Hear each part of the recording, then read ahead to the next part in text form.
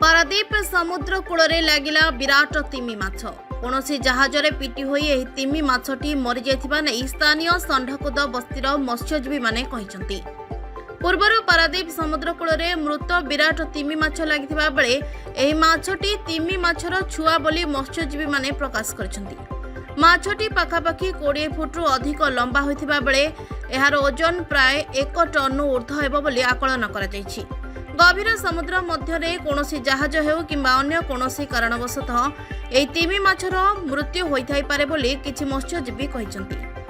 माछ देहरु बाहरुथिबा दुर्गंधरु एही तिमी माछ पाखापाखि 15 दिनरु ऊर्ध्व हेबो मरी समुद्र रे भासी आसी कूଳରେ लागिबा खबर प्रचारित हेबा परे माछ देखिबाकू लंबा धाड़ी लागिथिबा बेले पारादीप तथा कुजंगर प्राणी चिकित्सा अधिकारी समेत कुजंग वन विभाग अधिकारी घटनास्थल रे पहुंची अनुधान करुछंती। मो ना भास्कर आचार्य षंढकुद बासिंदा।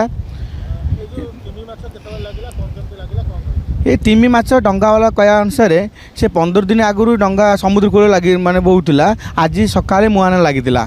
किंतु दीर्घ दिन आगु तिमी माछ गोटे आसला गोटे विराट तिमी माछ आसला से 22 वर्ष आगु तिमी माछ आसला तार 60 फुट खंड हम यहाँ छुआ एत माने एत छोट बहुत से 20 फुट खंड हम गोटे टन भी हम समुद्र में मत्स्यजीवी मैंने जानते विषय केमी आसती कह ये भाई जानती से पूछे ये गोटे माछ छोट डंगार कि तार क्षति हुए बड़ जहाज गुड़ा तार छोट तले पैंटा थाए से पैंट तार लगिगले सीटा मृत्यु हो जाए। ये 15 दिन हो मरी जाएगी आज सकाल मुहाने लगी षंढकुद बस्ती। हाँ ए तो ये गंध स्टार्ट है आगू रही आहरी बेसी गंध हम ना किए जानना षंढकुद बासिंदा भी किए जानना कि हाँ गभीर मझे रहे माछ